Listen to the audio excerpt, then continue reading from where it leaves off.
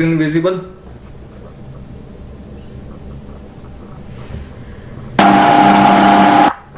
Yes sir.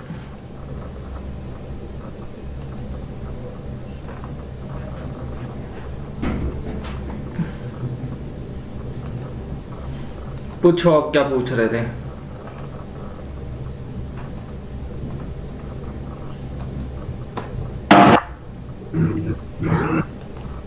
कौन क्या पूछ रहा था क्वेश्चन? सर वो ग्रेन बाउंड्री ज्यादा होगी तो उसकी स्ट्रेंथ इंक्रीज होगी सर। हाँ, स्ट्रेंथ इंक्रीज हो जाएगी ग्रीन बाउंड्री तो वो की। आयरन वाला सर बैठा सर, हम्म। उसमें सर वो ऑक्सीजन के साथ रिएक्ट करके हाँ, तो वहां मैंने ये पर भी बताया था कोरोजन ना लग कि जाता ग्रीन बाउंड्रीज है, हाईली रिएक्टिव है, हाईली रिएक्टिव होती हैं है। Yes green sir. बाउंड्रीज। कोई बताएगा इसको, एक्सप्लेन यस करे, या सर। कोई स्टूडेंट? कोई भी एक स्टूडेंट एक्सप्लेन कर दो जिसको पता है, नहीं फिर फाइनली मैं बताऊंगा।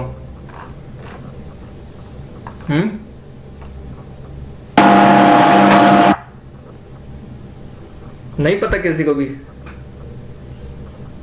बोलो।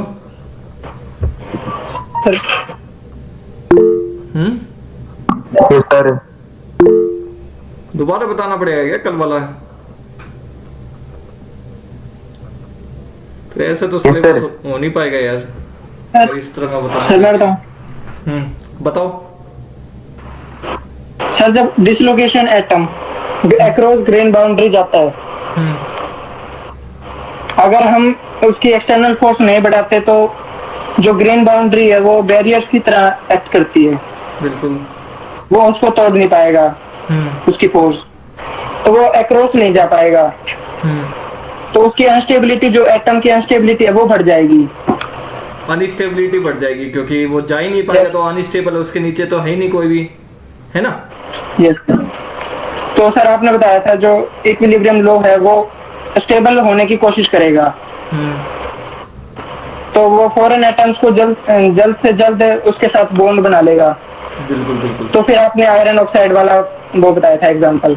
बिल्कुल बिल्कुल समझ में आया, और इसलिए जंग भी जल्दी लगता है, ग्रेन बाउंड्रीज पे ही जंग लगना स्टार्ट होता है। कभी किसी मटेरियल को अगर हीट करते हो, जैसे आयरन का ही बताया था, आने वाले टाइम में हम आयरन के एलोट्रॉपी पढ़ेंगे, तो इसलिए मैंने बताया था, उसके कॉन्टेक्स्ट में बताया था, जिससे आगे मैं पढ़ाऊं तो आपको ज्यादा प्रॉब्लम ना आए।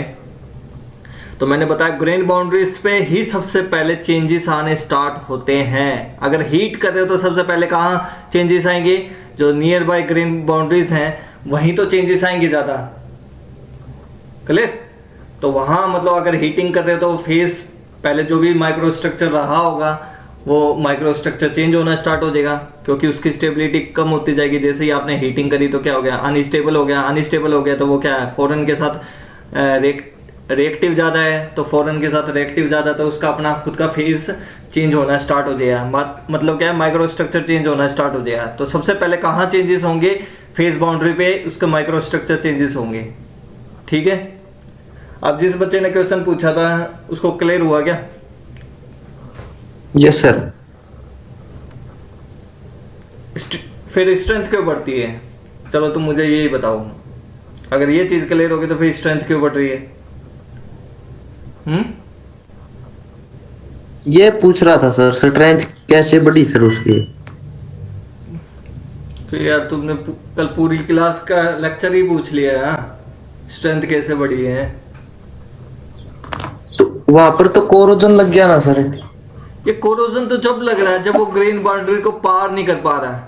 समझ में है? मतलब उसको उतनी एनर्जी नहीं मिल पा रही है, सफिशिएंट एनर्जी मिली ही नहीं बाहर से, तो वो अनस्टेबल रह गया। अब जैसे मैंने आपको बताया है, ध्यान देना, फोकस करना, फिर से मैं बता रहा हूँ डिसलोकेशन वाली थ्योरी को। ये मान लो कोई क्रिस्टल लेटिस है, ठीक है? ये क्रिस्टल लेटिस थ्योरी है, ठीक है? इसके अंदर मान लो डिसलोकेशन आया था और कहां पहुंच जाता है? यहां पहुंच जाता है, लाइक दैट। ये लास्ट है। ये क्या हो गया? डिसलोकेशन हो गया। डिसलोकेशन हो गया, एज डिसलोकेशन हो गया। समझ में आई? अब मान लो यहां मतलब ये यहाँ से निकलेगा, मतलब यहाँ से इसको पार करेगा, कब करेगा? जब इसको इतनी सफिशिएंट एनर्जी मिले। अगर एनर्जी ज़्यादा मिल रही है तो इसका मतलब क्या है? कोई बॉडी को एनर्जी मिल पा रही है इतनी ज़्यादा कि वो ग्रेन बाउंड्री को कर पा रहा है, इसका मतलब क्या है? ज़्यादा एनर्जी को वो सहन कर पा रहा है, ज़्यादा एनर्जी को वो एब्जॉर्ब कर पा रहा है, ज़्यादा एक्सटर्नल फोर्स, एक्सटर्नल लोड को वो बियर कर पा रहा है, तो इसका मतलब उसकी स्ट्रेंथ बढ़गी नहीं बढ़गी? देखो स्ट्रेंथ क्या होती है, भार, स्ट्रेंथ क्या है? किसी भी बॉडी को ऊपर बाहर से एक्सटर्नल फोर्स लगे और वो उसको कितना रेजिस्ट कर पा रहा है, वही तो स्ट्रेंथ होगी उसकी। यस और नो? Yes sir. अब मान लो पहले जो लोड लग रहा था उस लोड में ये इसको पार ही नहीं कर पाएगा,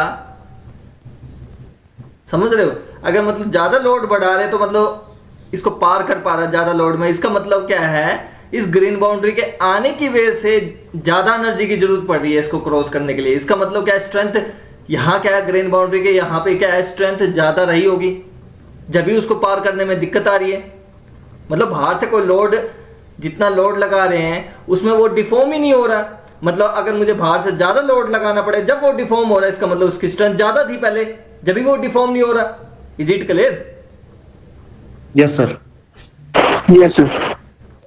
देखो यार, लास्ट क्लास में जो हमने डिस्कस किया था, एक ये बताया था, आप जैसे इसको कूल करते हो नाइफ को, इसमें रेड हॉट को एकदम ठंडा करते हो, फास्ट कूलिंग करते हो, फास्ट कूलिंग करते हो, फाइन ग्रेन्स बन जाते हैं। और मैंने बताया फाइन ग्रेन्स बन जाएं तो क्या होगा?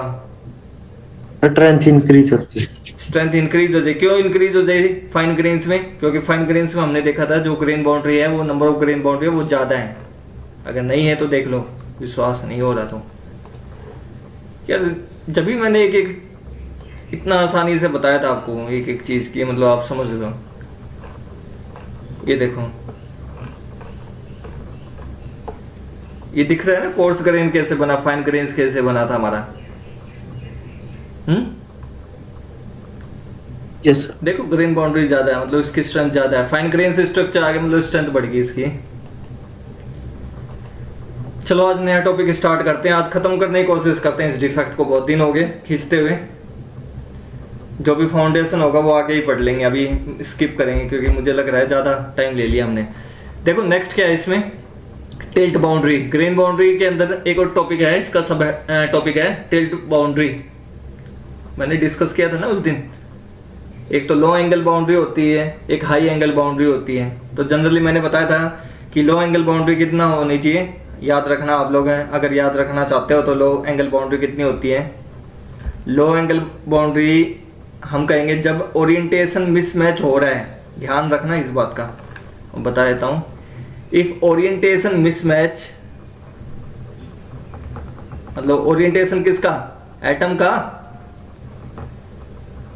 एटम्स, या आप कह सकते हो ग्रेन्स, ग्रेन्स बोलो। Orientation of grains mismatch less than 5 degree, उसको क्या बोलोगे? Low angle grain boundary. Is it clear? Low angle grain boundary बोलोगे उसको। इतनी बात 5 डिग्री से अगर कम हो रहा है, मैंने बना के तो दिखाया था आप लोगों को, लो एंगल ग्रेन बाउंड्री कैसे बनेगा, हाई एंगल ग्रेन बाउंड्री कैसे बनेगा। मतलब एक ग्रेन हो गया, दूसरा ग्रेन हो गया, उन ग्रेन के एटम्स का बीच में हमें जो मिसमैचिंग हो रही है, ओरिएंटेशन देखना है दोनों के बीच में कितना एंगल बन रहा है, उसी को तो एंगल ग्रेन बाउंड्री बोलते हैं। अगर कम बनेगा तो लो एंगल ग्रेन बाउंड्री बोलेंगे, अगर ज्यादा बनेगा तो हाई एंगल ग्रेन बाउंड्री बोलेंगे। तो मैंने एक वैल्यू बता दी कब लो एंगल ग्रेन बाउंड्री बोल सकते हैं, जब 5 डिग्री से कम हो, ओरिएंटेशन ग्रेन्स का मिसमैच करेगा 5 डिग्री से कम, then it is known as low angle grain boundary. Is it clear? Yes sir. अब बात करते हैं, नेक्स्ट टॉपिक है आपका टिल्ट बाउंड्री।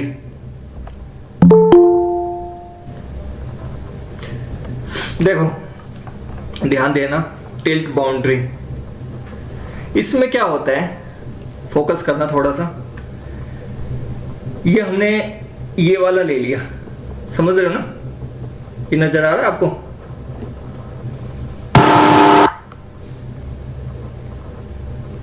इसका ओरिएंटेशन।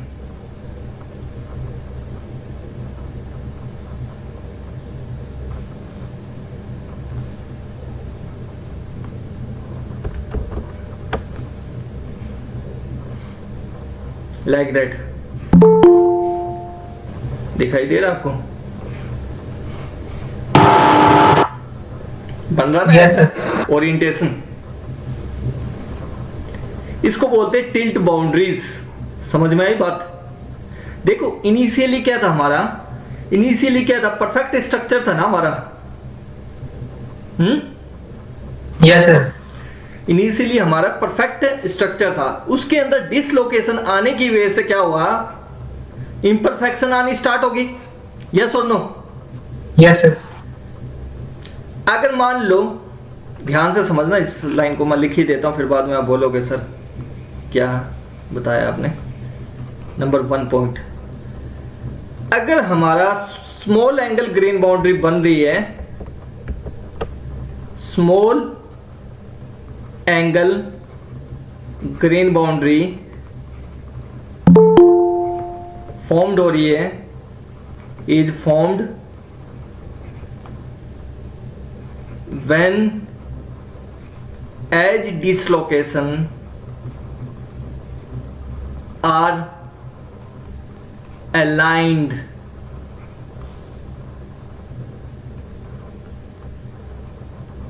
हो तो उसको क्या बोलोगे आप? टिल्ट बाउंड्री बोलोगे। समझ में आई बात? देखो इनिशियली क्या था, ये लाइनें भी सीधी थी, बिल्कुल थी नहीं थी? जब परफेक्ट स्ट्रक्चर था हमारा तो सारी लाइनें सीधी थी, है ना? बट सम हाउ डिसलोकेशन आने की वजह से, ये डिसलोकेशन आने की वजह से क्या हो गया, इंपरफेक्शन ज्यादा आ गई, है ना?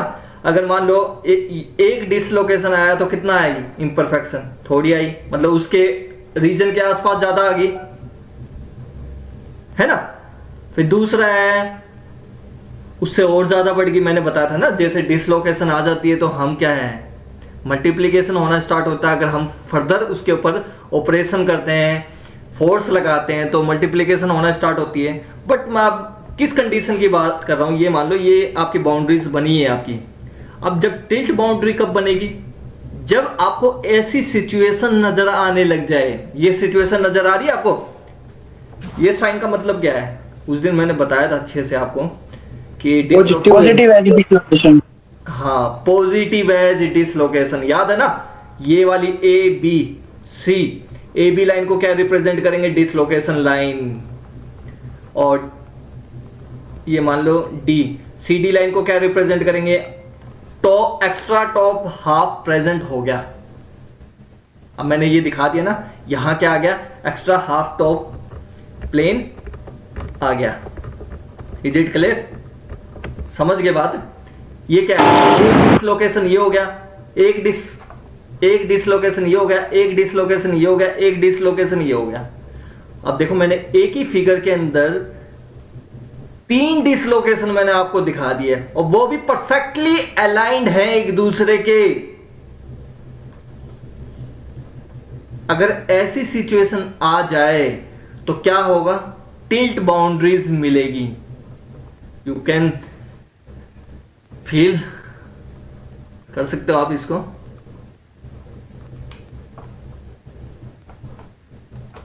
देखो मिल रही है, नहीं मिल रही है? Like that, Yes, sir. V shape में। हेयर सम एंगल बन रहा है, नहीं बन रहा? से थीटा एंगल बन रहा है, ओरिएंटेशन एंगल बन रहा है। Is it clear? Yes, sir. बात समझ में आई ना आपको? ये टिल्ट बाउंड्री कैसे मिली है, कंफ्यूज मत हो ना आप। टिल्ट बाउंड्री बेसिकली क्या है, पहले परफेक्ट स्ट्रक्चर था, अभी मैंने बताया परफेक्ट स्ट्रक्चर था, उसके अंदर इम्परफेक्शन आई, और मैंने बताया जैसे बहुत सारी ग्रेन बाउंड्रीज बनी है उसके अंदर। अगर उन ग्रेन बाउंड्रीज पहले तो ऐसी बनी थी, ऐसा ओरिएंटेशन हुआ, अब जो ओरिएंटेशन हो रहा है वो किसी थीटा एंगल पे हो रहा है। ये देखो, tilt boundary having angle theta और मिस ओरिएंटेशन। अगर टिल्ट बाउंड्री बन जाती है, जैसे मैंने वी शेप में बताया ना, अगर वी शेप में बन जाती है, और वी शेप में कब बनेगी, जब ये तीनों डिसलोकेशन एक साथ आ जाए, परफेक्टली अलाइंड हो जाए एक दूसरे के, तो आपकी क्या बन जाएगी, टिल्ट बाउंड्री बन जाएगी। समझ रहे हो ना, जो एज डिसलोकेशन था हमारा, मान लो परफेक्ट स्ट्रक्चर था, परफेक्ट स्ट्रक्चर में समहाउ जो आपकी डिसलोकेशन हुई है, वो डिसलोकेशन कैसे हुई है, वो डिसलोकेशन ऐसे हुई है कि तीनों डिसलोकेशन है वो क्या अलाइंड हो गए। यहां मैंने 3 बना रखे, कोई जरूरी नहीं 3 हो, ये मैंने दिखाया। देखो ज्यादा डिसलोकेशन होंगे तो क्या होगा, तबाही नहीं मच जाएगी उसके अंदर, समझ रहे हो ना, तबाही मच जाएगी इसमें। मान लो पहले एक डिसलोकेशन था, उसमें इतना प्लास्टिकली डिफॉर्म्ड हो रहा था। याद हो आप लोगों को, मैंने जब फिगर बनाया था आप लोगों को समझाने के लिए, तो कैसे बनाया था, ये बनाया था, ये था हमारा, ये था, ये डिसलोकेशन था। अब इस डिसलोकेशन की वजह से क्या हुआ था, वो दिखाता हूं, ध्यान देना। ए बी को मैं दिखा रहा हूं कैसे हुआ था। ये लिटिल बिट ऐसे हो गई थी, और जो ये नेक्स्ट वाली लाइन थी वो कैसे हो गई थी, लिटिल बिट ऐसे हो गई थी टेंसाइल फील्ड की वजह से। यस और नो, याद है आपको? इसका मतलब जो नेक्स्ट वाली आ रही है, ये तो मतलब एज ए डिसलोकेशन हो गया इसके अंदर, इसके अंदर डिसलोकेशन आ गई। अगर मैं बात करूं इसकी, इसके अंदर तो ऐसा हो गया। अब जो ये नेक्स्ट वाली लाइन थी वो कैसे हो गई थी, लाइक दैट, ऐसे। अब ये भी तो ऐसे ही हो रही है, पहले बिल्कुल स्ट्रेट थी, अब इस डिसलोकेशन की वजह से क्या हो गया, ये ऐसे होगी, ये पहले स्ट्रेट थी, अब इस डिसलोकेशन की वजह से क्या हो गया, ऐसे होगी, लाइक दैट, वी शेप बन गई ना। इम्परफेक्शन इस तरीके से आई है। अब यहां इम्परफेक्शन आ गया, फर्दर क्या, यहां भी पहले ऐसे था, अब उसकी वजह से क्या हो गया, यहां एक और डिसलोकेशन आ गई है अलाइंड होने की वजह से, वो भी तो ऐसे और चली जाएगी। यहां एक और आ गया, वो फर्दर और चली जाएगी वी शेप में। यस और नो, इज इट क्लियर? समझ में आई बात आप लोगों को?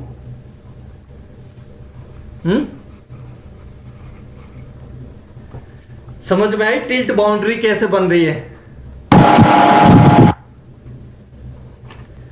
तो मैं कह सकता हूं टिल्ट बाउंड्री जो आपकी बन रही है, किस एंगल पे बन रही है, से थीटा एंगल पे बन रही है, ठीक है। अगर मैं इसको दिखाना चाहूं लाइक दैट, इसको एक्सपेंड करो, उसके बाद अगर इसको दिखाना चाहूं, इसको थोड़ा एक्सपेंड करो, एक्सपेंड एक्सपेंड एक्सपेंड, इनके बीच में कितना एंगल बन रहा है, से थीटा। मिस ओरिएंटेशन कितना बन रहा है, थीटा हो जा, मिस ओरिएंटेशन। इतनी बात समझ में आई सभी को, misorientation theta. Is it clear? जी सर। किसी को इसमें डाउट है तो एक बार पूछ लो यार, फिर बाद में तुम फिर दोबारा करते हो। अब जैसे मैंने इसके अंदर आपको दिखाया है, ये देखो, अब इसमें भी इस तरीके की सिचुएशन बनी है। ये देखो, अगर आप देखना चाहो तो इसमें इस तरह की सिचुएशन बनी है, ये देखो, लाइक दैट, ऐसे बन रही है ना, लाइक दैट, ऐसे आता जा रहा है, वी शेप में बन रहा ना, टिल्ट बाउंड्री हो रही है क्रिएट। इसमें क्या हो रही है, टिल्ट बाउंड्री क्रिएट हो रही है। क्यों हो रही है ये कैसे हुई है, जब ये तीनों डिसलोकेशन अलाइंड हो गए हैं एक दूसरे के। और कौन सा डिसलोकेशन है ये, एज डिसलोकेशन है, पॉजिटिव एज डिसलोकेशन। नजर आ रहा है ना आपको, पॉजिटिव एज डिसलोकेशन, क्लियर? तो तीनों डिसलोकेशन एक लाइन में आ जाए तो हम कह सकते हैं टिल्ट बाउंड्री मिल गई हमें। कितने, उसका मिस ओरिएंटेशन कितना होगा, थीटा होगा। Is it clear? समझ में आ गई? As dislocation.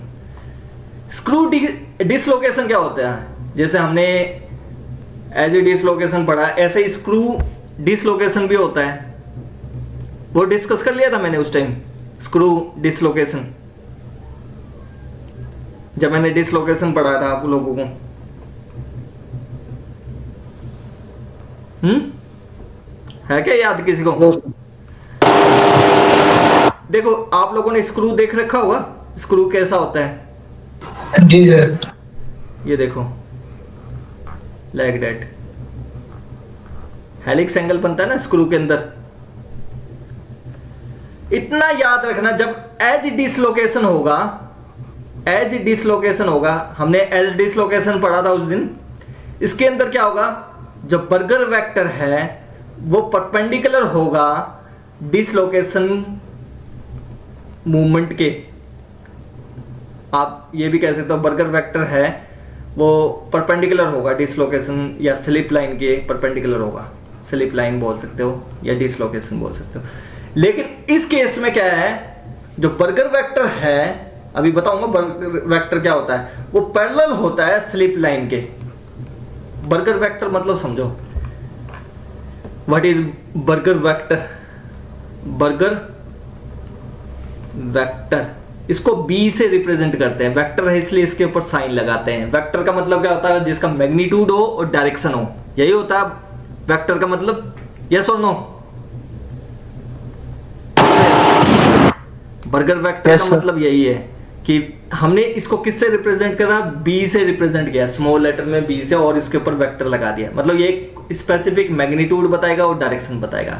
बेसिकली ये बताता क्या है, ये बताता है जो आपका डिसलोकेशन मूवमेंट हो रहा है ना, डिसलोकेशन मूवमेंट हो रहा है, उसका डायरेक्शन बताता है। किस डायरेक्शन में आपका डिसलोकेशन मूवमेंट हो रहा है। जैसे मैंने ये साइन रिप्रेजेंट कर दिया था कि आपका पॉजिटिव एज डिसलोकेशन है, ऐसे ही मान लो डिसलोकेशन मूवमेंट इस डायरेक्शन में हो रहा है, तो मैंने क्या किया, उसी डायरेक्शन में बी वेक्टर बना दिया।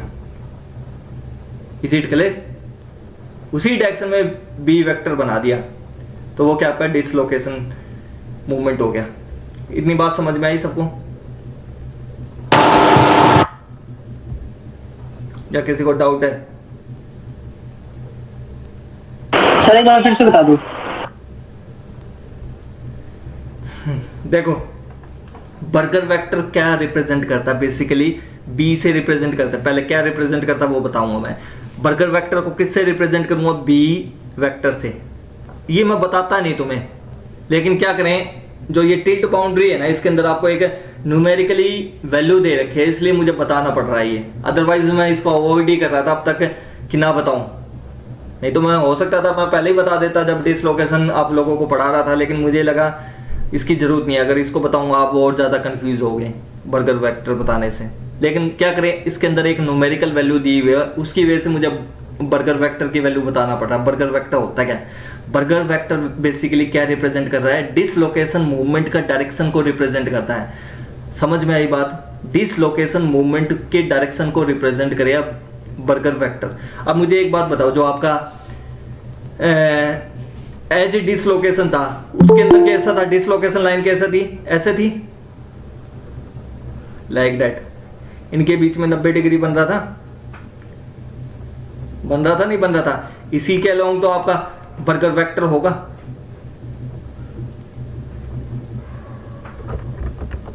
समझ गए बात?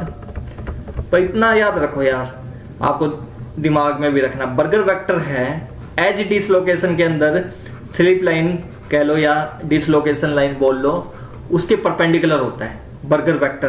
किसके केस के अंदर, एज डिसलोकेशन में, जो मैंने बताया positive edge a dislocation, negative edge a dislocation, इसमें बर्गर वेक्टर है वो क्या होता है, परपेंडिकुलर होता है।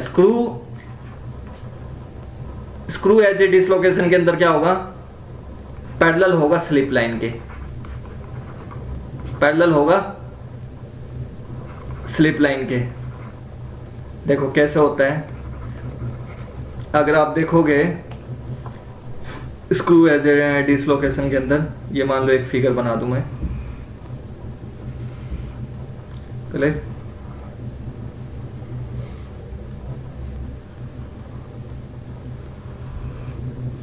ये शेप बना दी, ठीक है।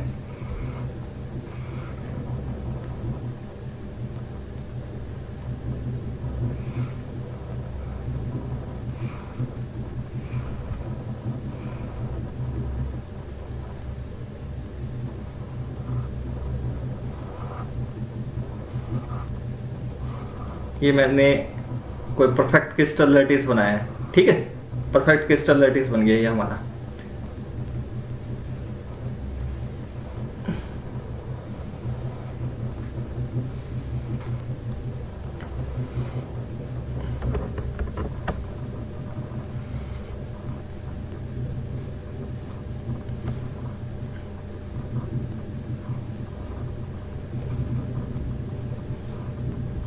ठीक है, ये आपका क्या बन गया, परफेक्ट क्रिस्टल लैटिस।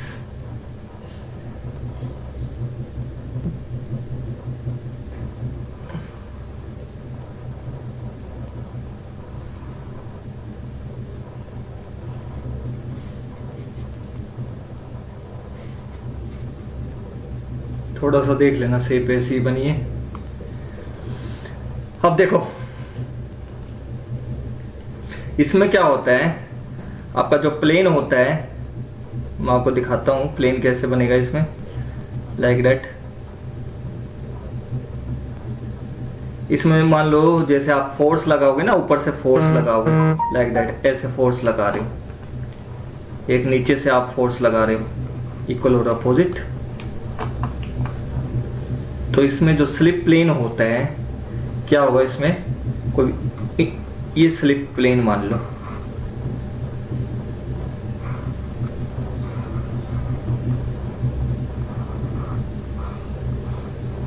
ये स्लिप प्लेन हो गया। इस स्लिप प्लेन से यहां से क्या हो जाएगी, शिफ्टिंग हो जाएगी। मतलब हाफ पोर्शन है, अगर मैं बात करूं ये हाफ पोर्शन है, ये नीचे की ओर शिफ्ट हो जाएगा। आपको ऐसा फील होगा, अगर मैं बात करूं नीचे की ओर, एक सरफेस नीचे की ओर शिफ्ट हो जाएगी ये वाली, मतलब इससे इस साइड मान लो जो ये मैंने प्लेन बनाया ना, स्लिप प्लेन बनाया है, इस प्लेन से इस साइड वाला नीचे की ओर शिफ्ट हो रहा है। ये जैसे स्लिप प्लेन है, इस साइड वाला मान लो एक लेफ्ट साइड है, एक है राइट साइड। राइट साइड वाला मान लो ऊपर फोर्स लगा रहा हूँ, उसकी वजह से क्या है, नीचे की ओर शिफ्टिंग हो जाए। बाकी जो मैकेनिज्म है वो सारा सेम है जो हमने एज एटॉमिक लेवल पे डिस्कस करी थी एज ए डिसलोकेशन में। इसमें क्या होगा, ये वाला पोर्शन है, राइट वाला पोर्शन है, वो नीचे की ओर शिफ्टिंग हो जाएगी। Shifting just like a screw, shifting just like a screw की तरह शिफ्टिंग होगी हेलिक्स एंगल पे, किसी हेलिक्स एंगल पे आपको ऐसा नजर आएगा फिगर। अगर मैं बनाऊं भी इसकी शिफ्टिंग होने के बाद,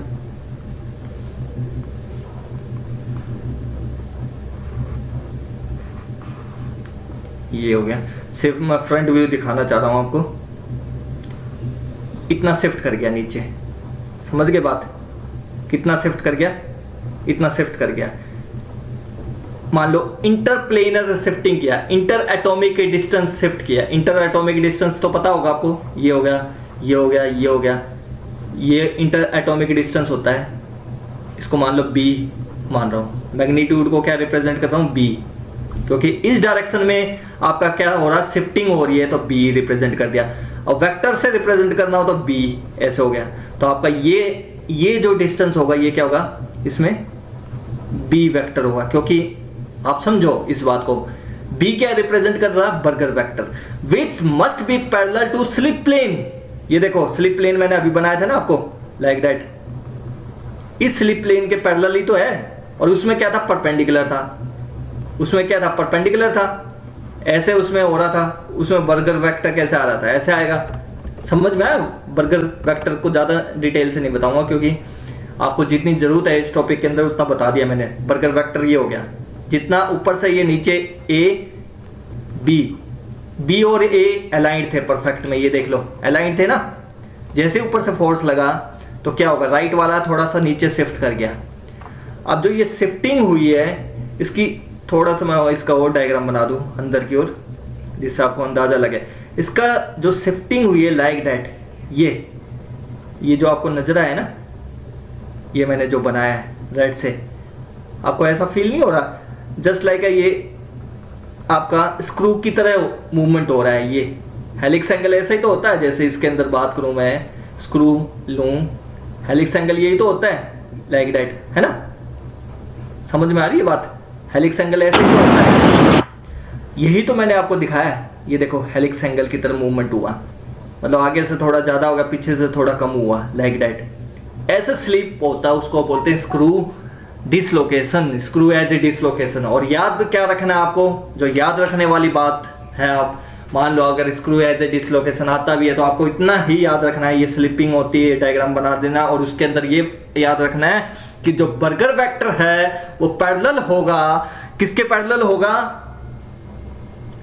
स्लिप प्लेन के, स्लिप लाइन के। Is it clear? किस डायरेक्शन में स्लिप हो रहा है, इस डायरेक्शन में, नीचे की ओर हो रहा है ना, ए से बी, तो स्लिप प्लेन आपका ये था, नीचे की ओर हो रहा है तो बर्गर वेक्टर क्या होगा, नीचे की ओर आ गया। ये बी से रिप्रेजेंट करेंगे ना तो बर्गर वेक्टर को, ये मैंने रिप्रेजेंट कर रखा है, इतना मैग्नीट्यूड ये रिप्रेजेंट कर दिया और डायरेक्शन नीचे की ओर हो गया।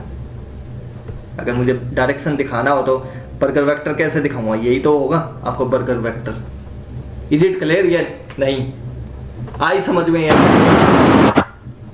बोलो यार, ठीक है।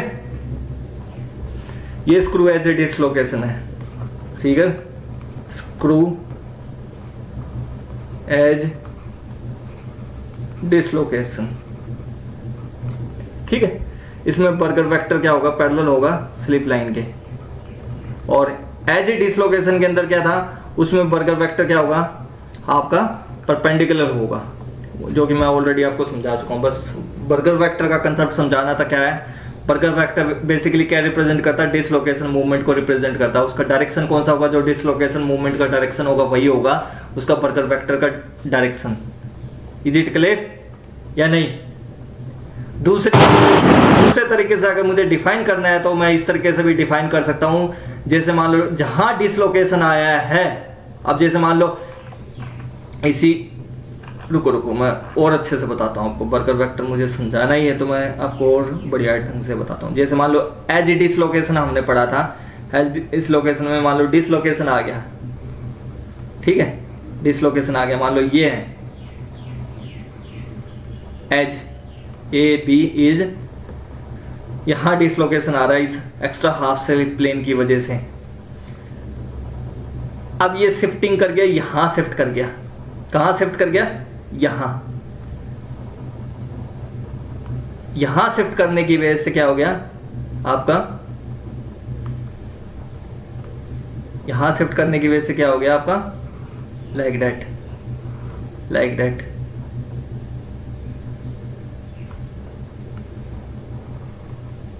हाँ यहां कर गया तो बर्गर वेक्टर का डायरेक्शन क्या होगा, ऐसे ही तो रिप्रेजेंट करोगे, यहां से यहां गया है ना तो बी वेक्टर हो गया बर्गर वेक्टर। ये रिप्रेजेंट करता है बर्गर सर्किट होता है ना, आप ये समझ सकते हो कितना इसमें डिफॉर्मेशन आया, यहां से यहां कितना डिफॉर्मेशन आया, वही तो मैग्नीट्यूड हो गया। और डायरेक्शन क्या हो गया, इस डायरेक्शन में हो रहा है डिसलोकेशन, अलोंग स्लिप प्लेन के, स्लिप डायरेक्शन के अलोंग उसका क्या हो रहा है, डिसलोकेशन मूवमेंट हो रहा है, क्लियर? तो वो हो गया बर्गर वेक्टर। तो इसमें क्या होगा, हमेशा एज ए डिसलोकेशन में क्या होगा, बर्गर वेक्टर परपेंडिकुलर होगा किसके, स्लिप लाइन के। Is it clear? तो ये हो गया आपको कंसेप्ट, बर्गर वेक्टर का कंसेप्ट दे दिया मैंने आप लोगों को। अब मुझे कोई बताएगा कि बर्गर वेक्टर कितना होगा अगर इंटर एटॉमिक डिस्टेंस देखूंगा, इसमें किस साइड हो रही है डिसलोकेशन मूवमेंट, किस साइड हो रही है, इसके अंदर जो मैंने टिल्ट बाउंड्रीज बनाई है इसके अंदर डिसलोकेशन मूवमेंट किस साइड हो रही है, यही तो हो रही है डिसलोकेशन मूवमेंट का डायरेक्शन, इसी डायरेक्शन में तो है। ये देखो पहले ऐसे था, अब ये ऐसे हो गया, ऐसे हो गया, तो ऐसे ऐसे, नेक्स्ट वाली कैसे हो गई, ये वी शेप बना रहा है, that is tilt boundary. Is it clear? पहले ये कैसे थी, ये ऐसे थी ना, ऐसे ऐसे।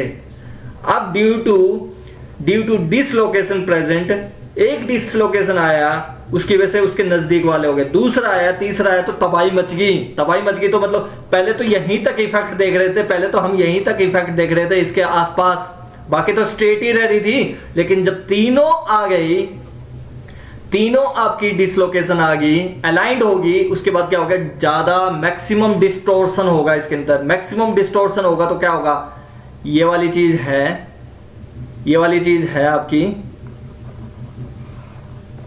ऐसे हो जाएगी, नहीं हो जाएगी, और आगे वाली कैसे, पहले स्ट्रेट थी अब ये ऐसे हो जाएगी। समझ गए बात या नहीं? ठीक है।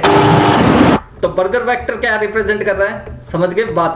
बर्गर वेक्टर यही तो रिप्रेजेंट कर रहा है कितना मूव किया। मान लो छोटे के लिए बात करेंगे, बी मूव किया, किस डायरेक्शन में मूव कर रहा है, जाहिर सी बात है आपका डायरेक्शन कौन सा होगा, यही तो डायरेक्शन होगा, क्योंकि ऐसे आ रहा है, ऐसे आ रहा है, तो इसका मतलब बर्गर मूवमेंट कहाँ होगा, डिसलोकेशन का ऐसे ही होगा परपेंडिकुलर डायरेक्शन में। जब हमारा स्लिप प्लेन बनाते हैं तो कैसे बनाते हैं, लाइक दैट, ऐसे ऐसे ही तो होगा, इसके पैरेलल ही तो होगा।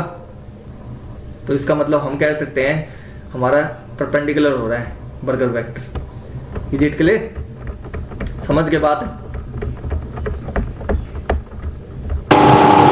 तो टिल्ट बाउंड्री कब बन रही है, जब तीनों डिसलोकेशन एक लाइन में आ रहे हैं, मतलब ज्यादा डिसलोकेशन एक ही अलाइंड हो रहे हैं, तो क्या बन रही है, टिल्ट बाउंड्री बन रही है, जो कि थीटा एंगल पे बन रही है। कोई मुझे बताएगा ये डिस्टेंस कितना होगा, अगर इंटर एटॉमिक की बात करूं ये डिस्टेंस कितना होगा, बी होगा नहीं होगा, यस और नो?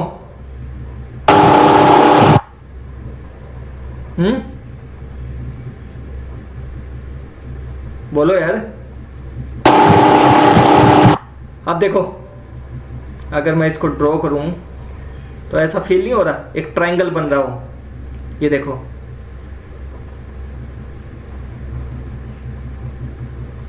ये सॉरी गलत लाइन ले ले, ये ट्रायंगल नहीं बन रहा जिसके बीच में क्या है, थीटा एंगल है, थीटा है, तो ये एंगल कितना होगा, थीटा बाई 2 होगा नहीं होगा, और ये क्या होगा, बी होगा। अगर मैं इस डिस्टेंस को लेना चाहूं, इस डिस्टेंस को मैं कितना ले सकता हूं, से अगर मुझे लेना है डी डिस्टेंस ले लेता हूं, इसके बीच में कितना डिस्टेंस ले रहा हूं मैं, डी डिस्टेंस।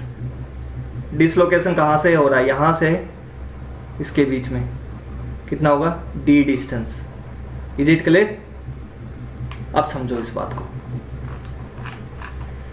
आपका ट्रायंगल कैसा बनेगा,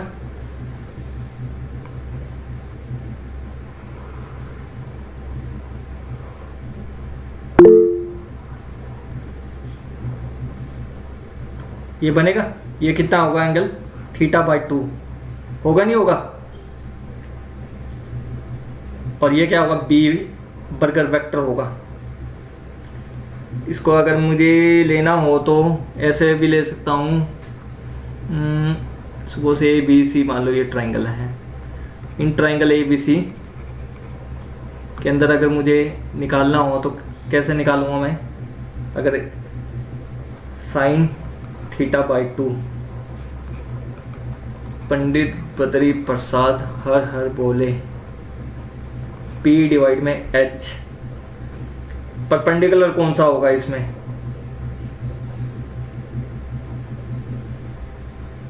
परपेंडिकुलर ए बी होगा।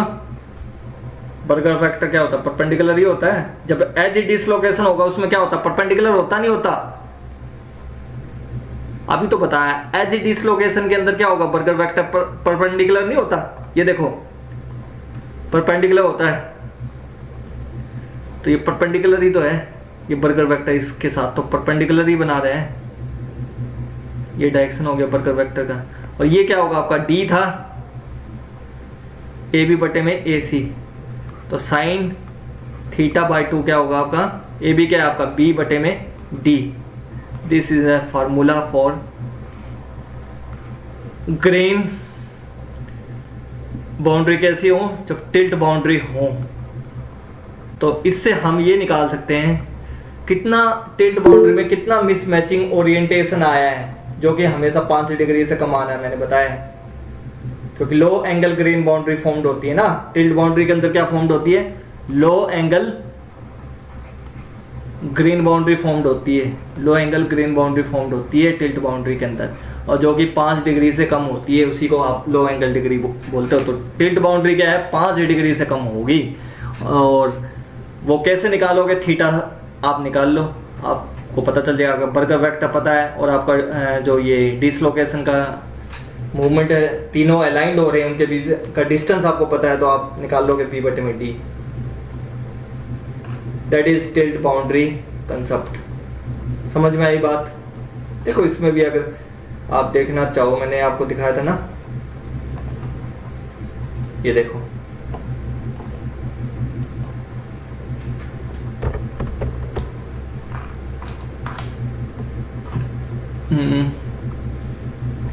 ये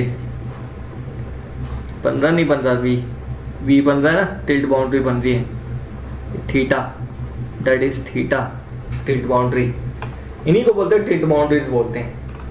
समझ में आ गए टिल्ट बाउंड्रीज का कंसेप्ट?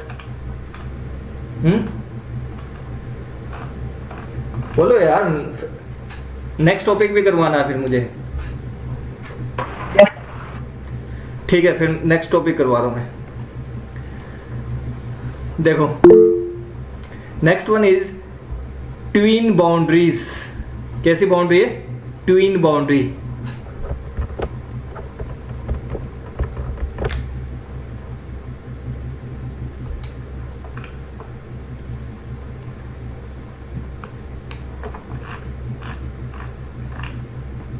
ट्विन बाउंड्रीज कैसे होगी?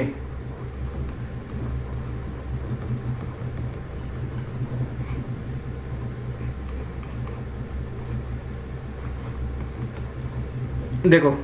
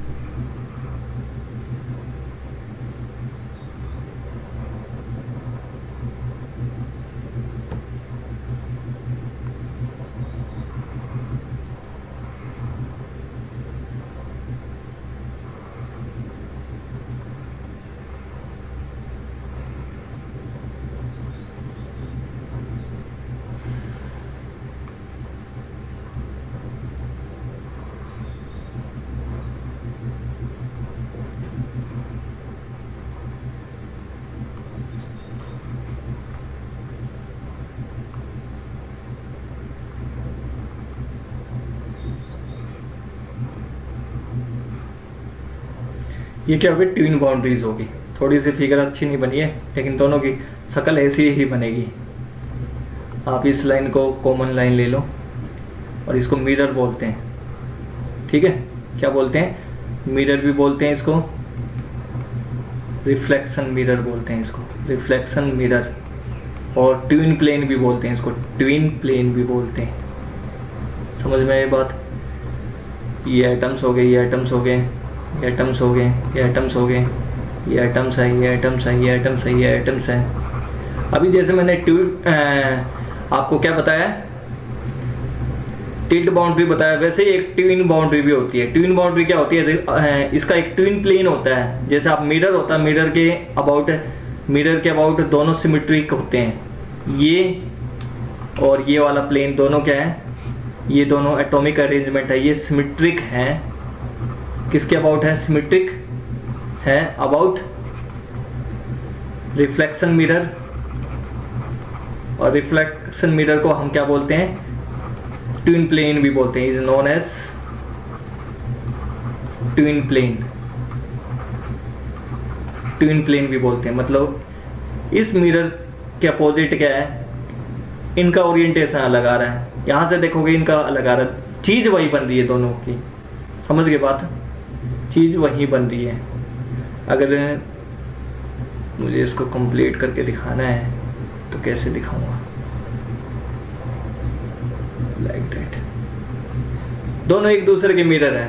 थोड़ा और अच्छे से करते हैं। पहले इसके बारे में कुछ लिखना चाहो तो लिख सकते हो। और ये जो ट्विन बाउंड्री है हमेशा पेयर में एग्जिट होंगी, क्योंकि जाहिर सी बात है रिफ्लेक्शन मिरर है, उसके अबाउट ही तो दोनों सिमेट्रिक का बन रहे हैं। अगर कहीं भी आपको ट्विन बाउंड्री मिलती है तो वहां क्या है? उसके अबाउट क्या है? हमेशा पेयर में मिलेंगे आपको। क्लियर? इतनी बात समझ में आई या नहीं?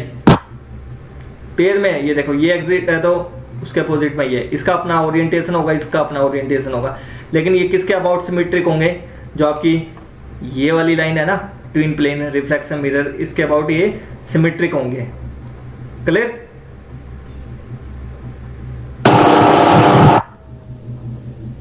और जो रीजन होता है बिटवीन आप कह सकते हो जो पेयर ऑफ बाउंड्री है उनके बीच का रीजन को हम ट्विन रीजन भी बोलते हैं। ठीक है, अब जैसे मान लो मैं आपको एक एग्जांपल से और बताऊं,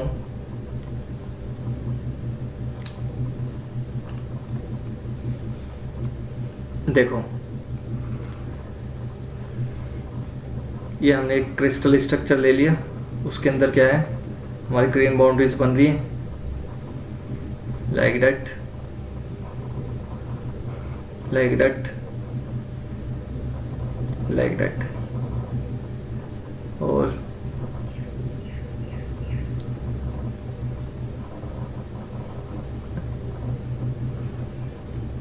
अब देखो अगर मैं ड्रॉ करूं ये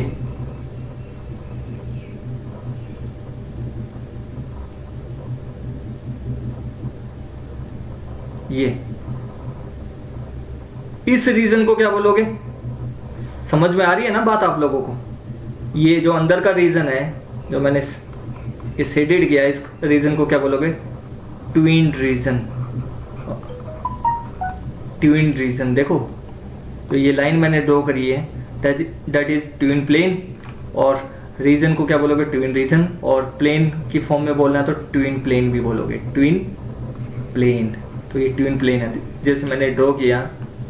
अगर मैं बात करूं ए बी, एक लाइन ये खींच दी, दूसरी सी डी, तो ए बी सी डी क्या है? ट्विन रीजन हो गया। और अगर एक कॉमन लाइन में बात करूं ए बी सी डी, ये प्लेन भी है, प्लेन भी बोल सकते हो, ट्विन रीजन भी बोल सकते हो। अगर इसके इस साइड में जाओगे,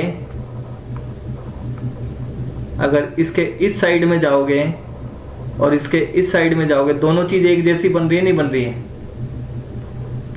ये देखो लाइक दैट।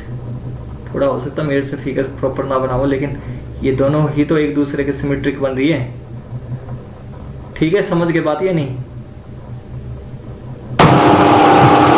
है ना?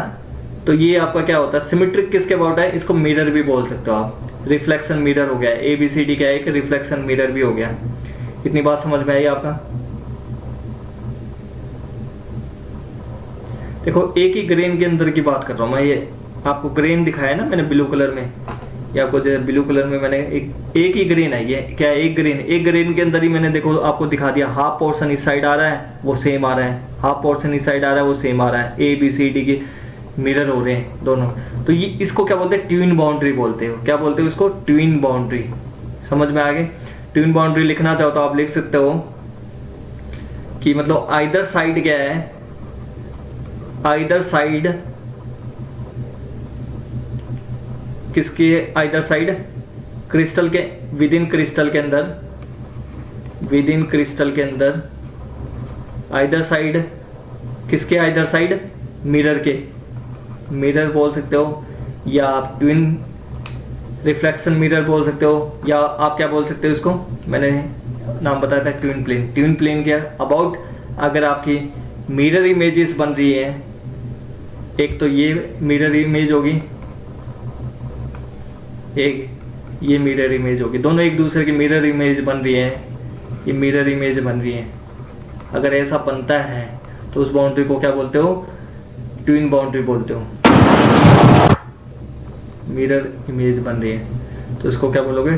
Twin boundary. इतनी बात क्लियर हुई सभी को? नेक्स्ट है आपका स्टैकिंग फोर्ट। लास्ट और फाइनल आपका जो टॉपिक रह गया है डिफेक्ट के अंदर वो है stacking fault.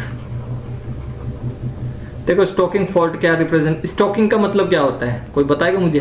What do mean by stacking? Stacking defect भी बोलते हैं इसको। स्टॉकिंग फॉल्ट क्या होगा?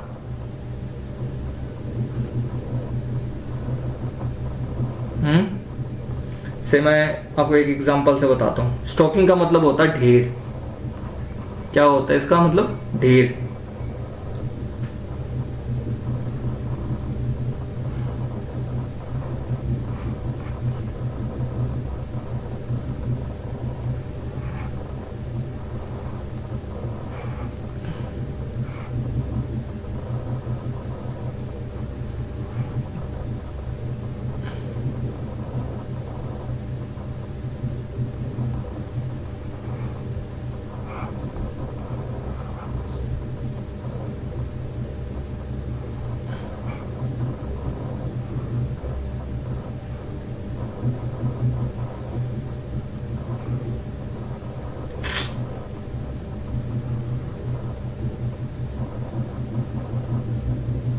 थोड़ा सा फिगर सही नहीं बना अपना, और थोड़ा सही है।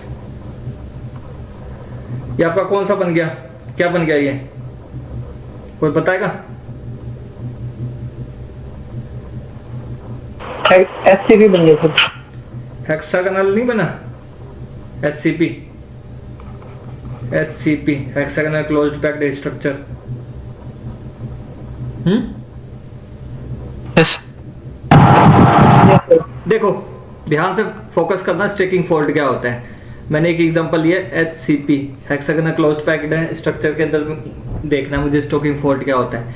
जैसे एग्जांपल के तौर पे एटम कहाँ अरेंजमेंट होगा, ये होगा, ये होगा, ये होगा, ये होगा, ये होगा और ये होगा। 6 ऊपर हो गए, 6 नीचे हो गए, 2 3 4 5 6, और सेंटर में क्या बन रहा है, 3 ट्राइंगल की लाइक दैट, ऐसे ही बन रहा था। अब मुझे ये बताओ, ए प्लेन है और ये मान लो बी प्लेन है, ये मान लो सी, आपका कैसे रिपीटेशन हो रहा है, स्टेकिंग कैसे आ रही है? अगर इसको बोलेंगे स्टेकिंग, स्टेकिंग कैसे हो रही है एससीपी की, एससीपी की स्टेकिंग कैसे हो रही है, ए बी सी ऐसे ही आ रही है। अगर मान लो ये तो एक यूनिट सेल की बात करिए, अगर कोई क्रिस्टल स्ट्रक्चर के अंदर हमें स्टेकिंग देखनी है तो क्या होगा, ए बी सी के बाद कौन सा आएगा, फिर रिपीट होगा ए बी सी, सी कहां ले लिया मैंने, ए बी, हाँ चलो ये ठीक है, ए बी सी ऐसे ही तो रिपीटेशन होगी स्टेकिंग एससीपी के अंदर। यस और नो, कितनी बात समझ में आई? देखो आप समझो, ये तो एक यूनिट सेल की बात है, जब बहुत सारे यूनिट सेल बनेंगे वो इसके नीचे आएगा, वो रिपीटेशन ही तो होगा 3D। एक इस डायरेक्शन में रिपीटेशन होगा, एक डाउनवर्ड होगा, एक साइड में होगा, एक ऐसे होगा, तो ये क्या स्टेकिंग ही तो बोलेंगे। मतलब ऊपर वाली चीज है वो दोबारा फिर आ रही है सी पे, या आप सी ना बोल के ए बोल दो, वो और बेटर है।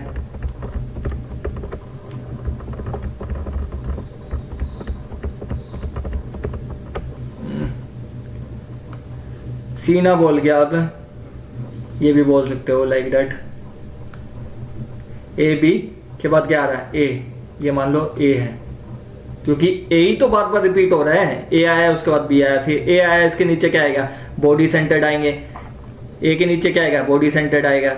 अगर इस डायरेक्शन में जाओगे ऐसे आएगा, अगर डाउनवर्ड जा रहे हो तो ए के बाद क्या आएगा, बी आएगा। That is the staking of SCP. अब देखो इसमें क्या होता है, स्टेकिंग फॉल्ट का मतलब क्या है, ढेर में से अगर एक भी मिस हो जाए इसमें से मान लो बी मिस हो गया, तो जो फॉल्ट आएगा उसको क्या बोलोगे, स्टेकिंग फॉल्ट बोलोगे। समझ में आया? ये स्टेकिंग ऑफ एससीपी है। अगर मान लो कोई भी मिस हो गया या बीच में कोई और ऐड हो जाए तो उसको क्या बोलोगे, स्टेकिंग फॉल्ट आ गया, इम्परफेक्शन आ गई। समझ में आई या नहीं आई?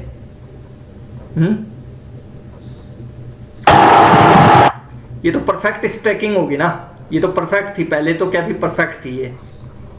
अब मान लो बी मिस होगी तो वो क्या होगी, इम्परफेक्ट होगी ना, इम्परफेक्ट होगी एज बी मिस। यस और नो?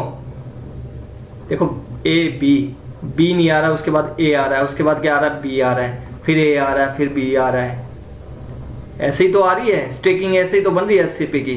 अगर बी मिस हो गया तो क्या बन गया, अब इम्परफेक्ट की बात करूं मैं तो क्या बन गया, ए बी, ए बी।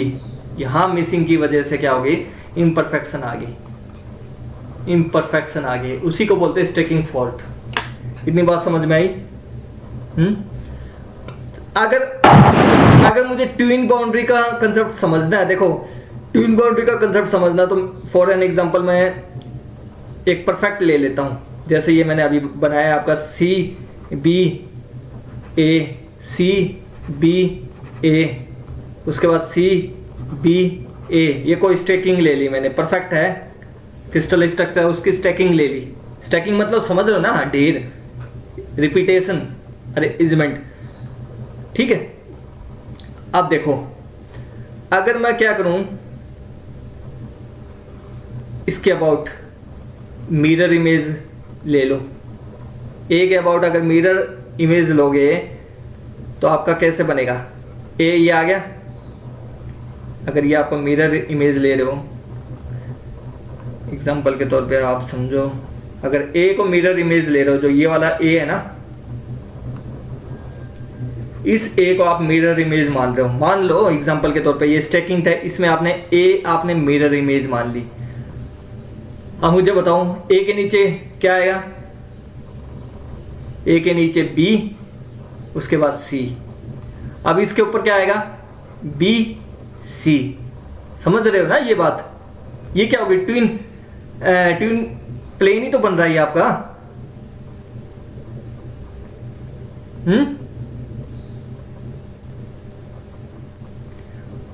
अगर देखोगे ए बी सी, उसके बाद क्या आ रहा है, ए बी सी, ऐसे आएगा।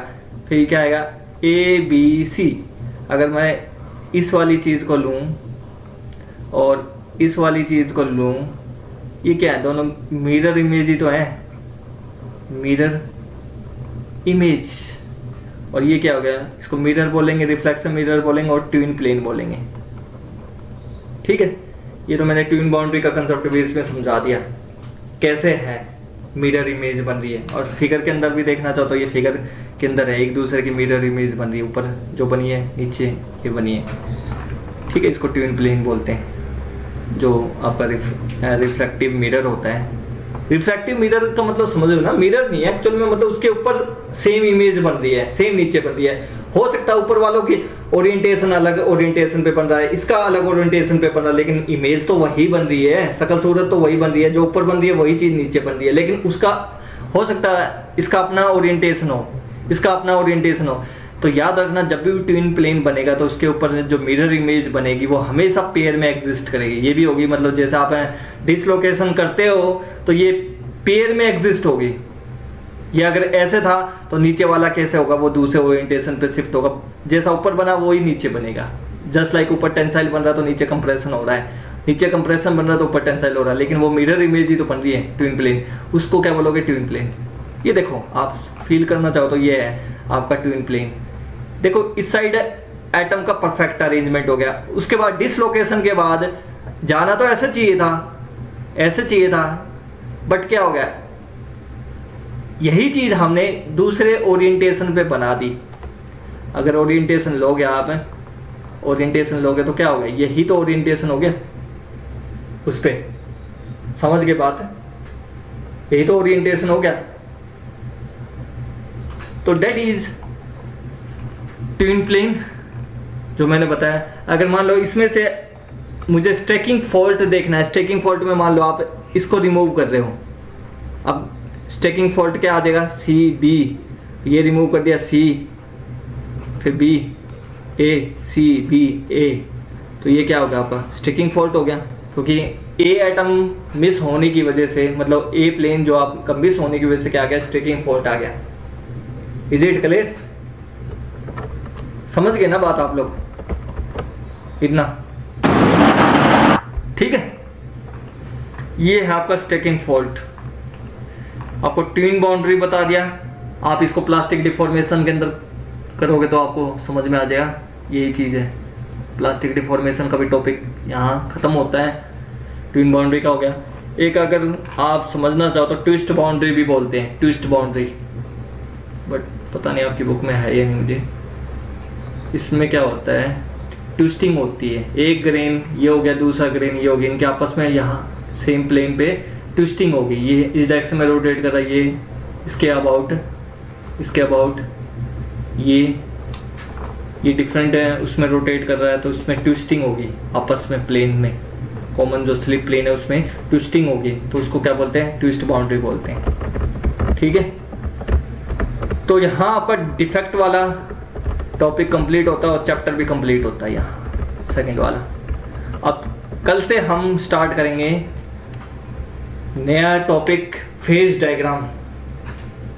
फेज डायग्राम पढ़ेंगे हम, चले फेज के बारे में पढ़ना स्टार्ट करेंगे। फेज डायग्राम पढ़ेंगे, उसके बाद हीट ट्रीटमेंट पढ़ेंगे, फिर उसके बाद लास्ट में जो एलओए वगैरह है उसके बारे में पढ़ेंगे। ये हमारा सीक्वेंस रहेगा स्टडी करने का। अब तक किसी को कोई डाउट है तो बता दो इसमें।